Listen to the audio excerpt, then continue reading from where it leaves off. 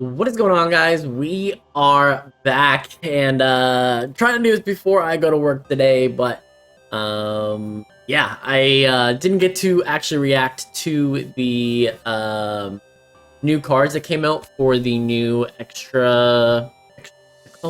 the extra. Wait, how do I get out of this? What? Hard. Oh, okay. Extra-dimensional crisis. So, this is the new set that came out. It's coming out on the 29th of May here, and I have the new cards here to look at. So let's take a peek at these real quick and kind of get my thoughts on what they are. So obviously this is an Ultra Beast focused category. So what I would like to kind of go over is kind of what I think about each card. Obviously, context of having the full set is obviously going to be a big deal. But yeah, I have these. We're gonna see what we can do, and yeah. So yeah. So first one, we have Kartana, which is the frailest of all the Ultra Beasts. I'm pretty sure, right? It has like no HP stat and no defense stat. So having a low HP stat in the TCG pocket makes a ton of sense. But it was a really hard attacker, and so like I actually really liked this basically grass type Farfetch'd. 1 retreat cost, 1 grass energy to attack, a basic non-EX Pokemon, will hit pretty hard. Obviously all grass types right now have Leaf Cape, so that you can get to 90 HP. This makes it a significantly bulkier Farfetch'd in general. So I think this is actually a fairly decent little card. There's not really much to say about it though. It is just a basic kind of attacker.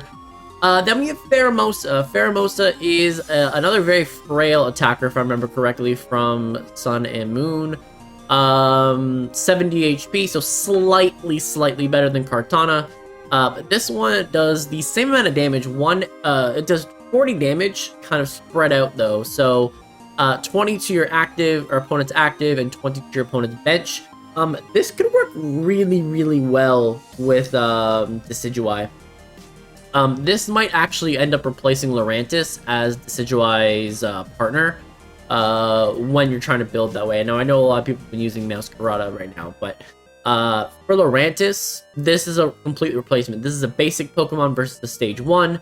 A little bit less HP, but you get to 100 with the cape, with the Leaf Cape, and then, yeah, you're attacking 20, you're active, 20 for your bench. This is effectively Lopunny, right? This is like a basic Lopunny for grass type, so overall not bad. Whether it sees a lot of play is to kind of be determined. But the next one here is Buzzwole EX. So we have Punch, which is 2 colorless for 30, and then with 2 grass and 1 extra, we have Big Beat, which is kind of during your next turn, this Pokemon can't use Big Beat.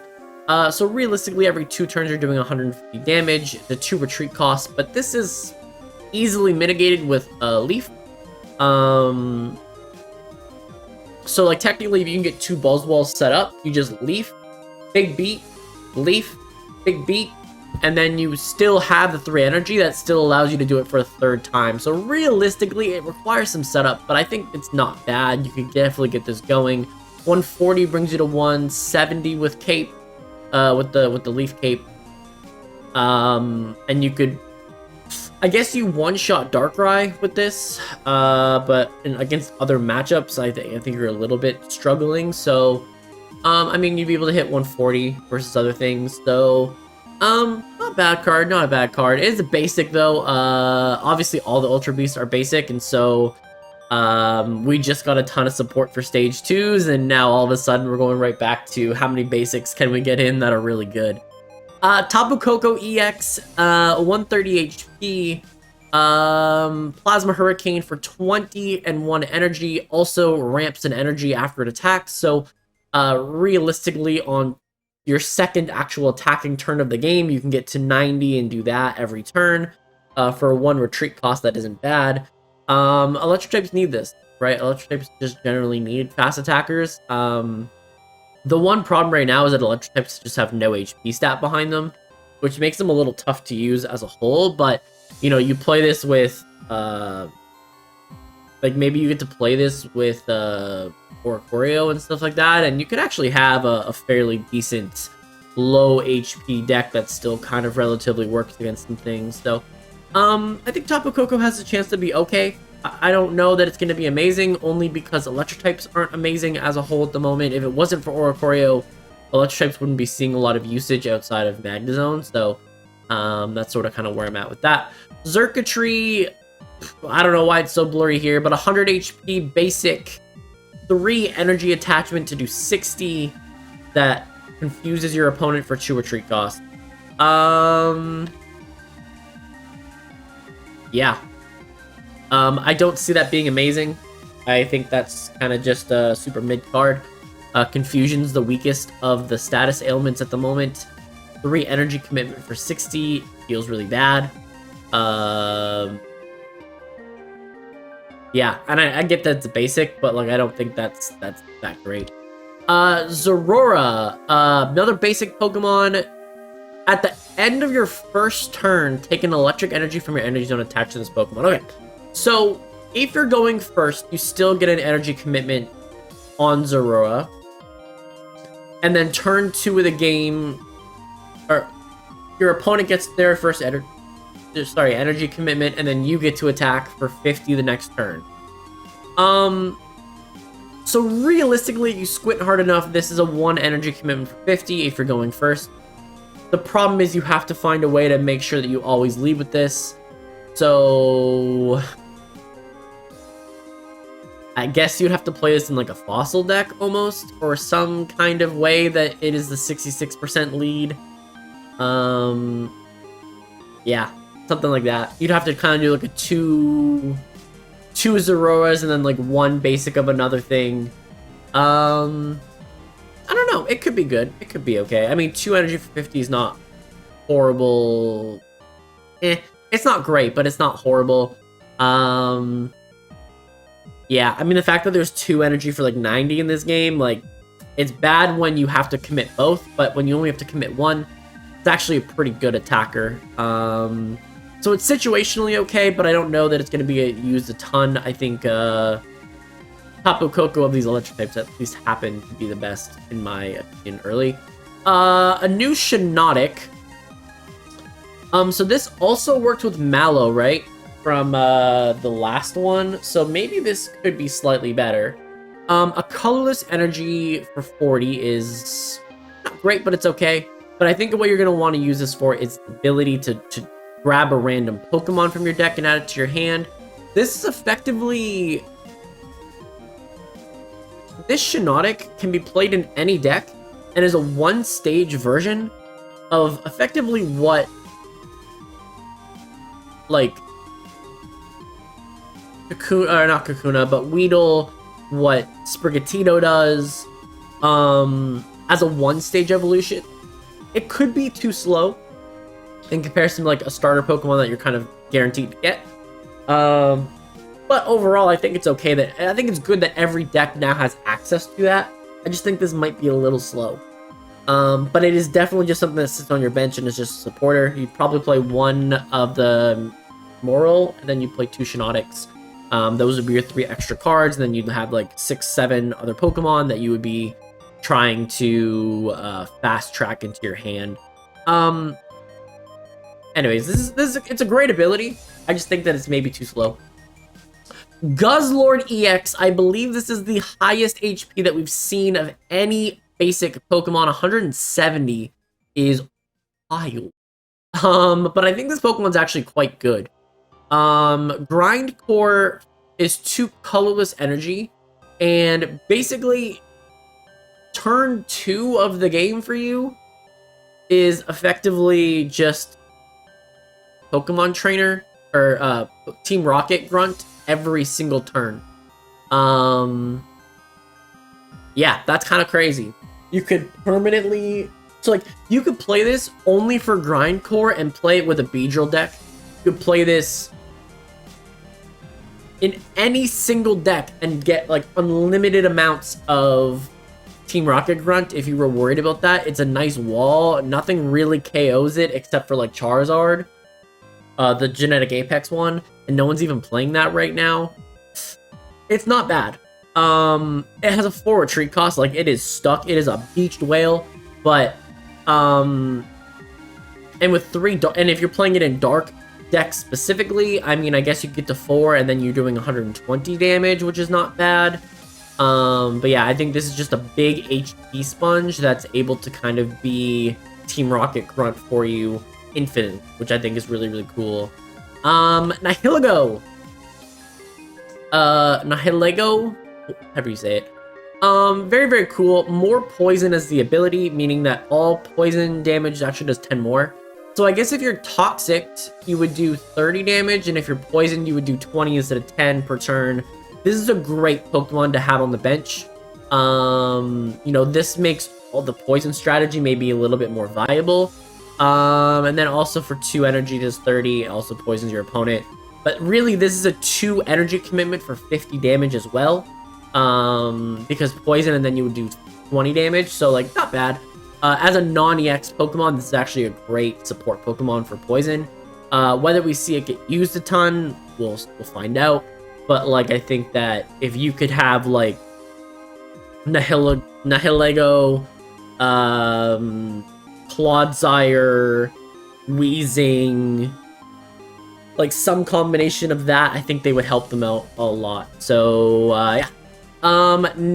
Naganadel, this evolves from the Poipole, right? So this is the only Ultra Beast that evolves. I guess it's supposed to work in combination with Nihilego. But basically your active now Pokemon is now poisoned, 1 energy for 40.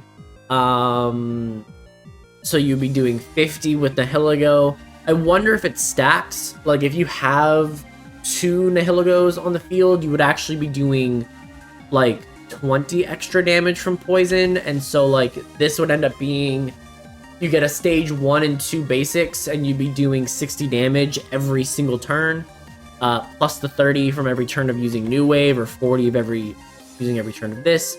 1 retreat cost and a 2 retreat cost, so yeah, not too bad. Takataka, a little bit lower HP than I thought it would have, but 110 HP, and then it's sort of kind of a basic version of what like the Golem was in like Mythical Island. 20 less damage from attacks, 2 energy for 40. I don't think this is going to be very good, honestly. I think this is kind of just mid at best, but it's fine. A new Alolan Diglett happened to headbutt. Flip a coin if Tails attack does nothing. I guess it's a situational Farfetch. Ew. I don't like that. I don't think I'm ever using that. I think that's bad. Type Null. 80 HP, 20 damage, flip a coin, does 20 more. So this is kind of like a...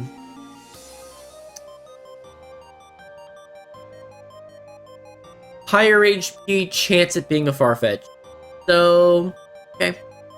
I wonder if we're gonna see the Type Null actually get other, like the elemental ones, and see if there's like a bunch of those in the decks.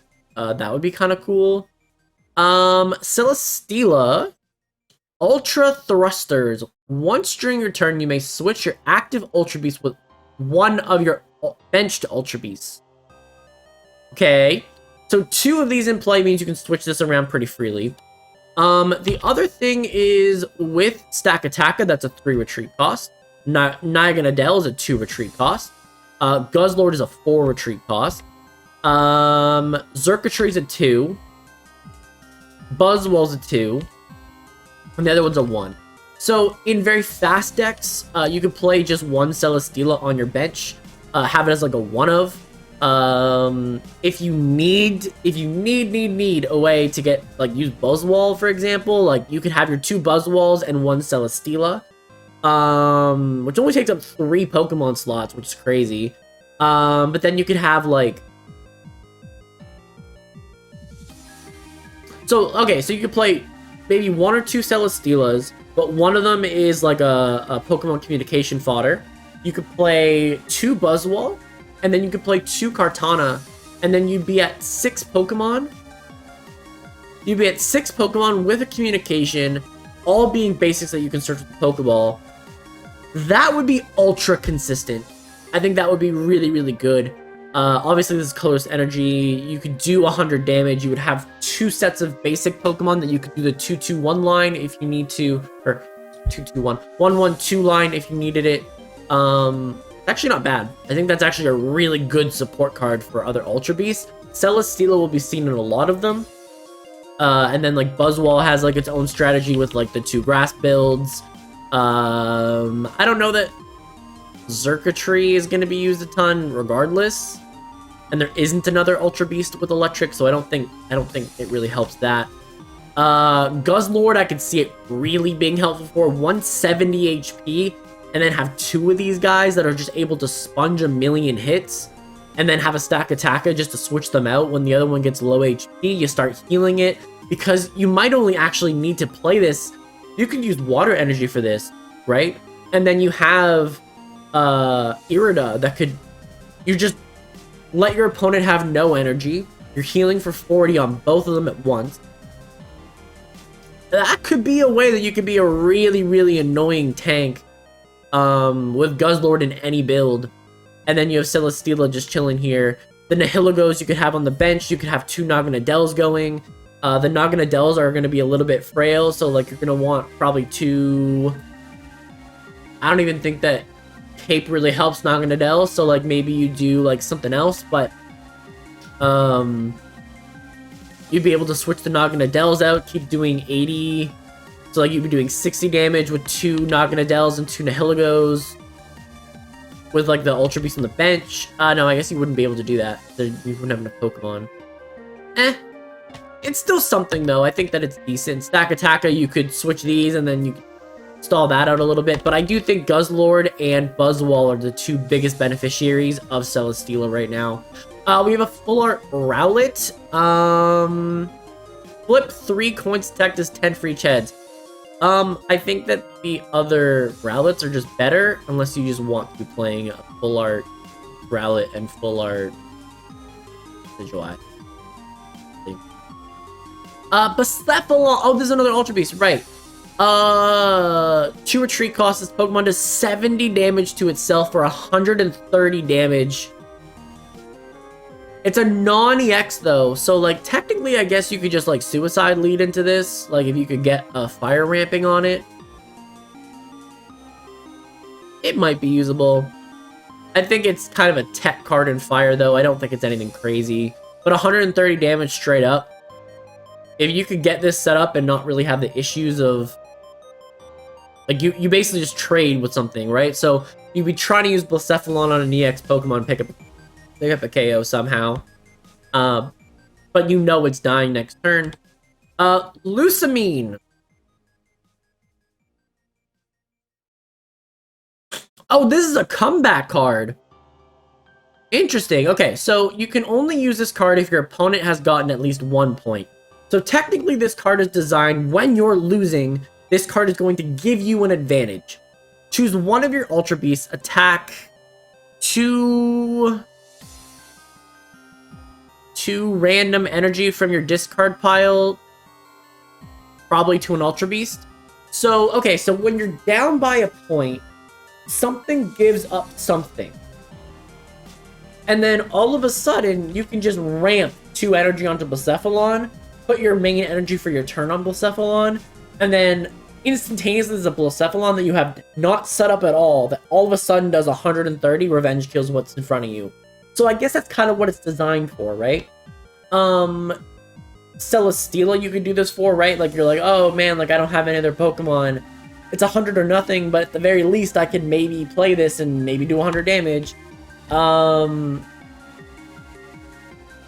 You don't actually need to commit energy to Stack Attacker, so like maybe Stack Attacker, you have 2 of them, 1 goes down, you put your 2 steel energy on this stack, on the, like, play Lusamine, next Stack Attacker comes out, and you didn't have to commit to this at all, and you got a second Pokemon out of it. That's really cool. Doesn't really work with Naganadel or Nihilego very well, but Guzzlord is a cool one because, like, you already have 2 energy for the Grindcore. You just need to lose a point. So, like, you could maybe not with Guzzlord, but, like, maybe there's, like, another Pokemon that you're playing that's a 1-pointer, and then you go from Grindcore to Tranial Hole and do 120, like, and all you have to do is give up 1 point. I mean, obviously, if Guzzle goes down, it's a problem, but like 170 HP, you put a cape on that, that's 190. You're a Venusaur, right? Without the healing. But you're stopping your opponent from being able to really do things. And so I think that it works really well with a lot of them. It would make Xurkitree like feel like a 1 energy, but like, ew. Buzzwole, you wouldn't be able to get to... It wouldn't really... It does work for the second Buzzwole, but like for the first Buzzwole, you would still probably be fully ramping it. Yeah, I think it's a good revenge card overall. So that's not bad. That's not bad. Apparently there's also... Hello? Okay, apparently there's also, like, another thing with it, though.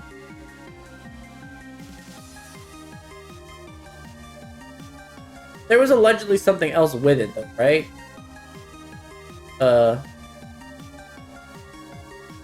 Promos? Bro, I don't care about these ads, bro.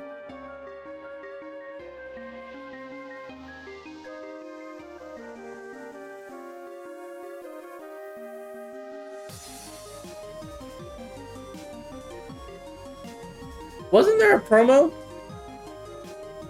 I thought they showed a promo. Maybe they didn't. Maybe they didn't. Maybe if I just go right to the main site, maybe it's here. Pocket? Oh wait, no, I just saw it. Right here. Okay, so there is going to be an Ultra Necrozma event as well. Ultra Necrozma is... Wait a minute. So we finally get a Dragon-type EX Pokemon, and it's hot booty garbage. What are you supposed to do with that? 2 Psychic and 2 Steel.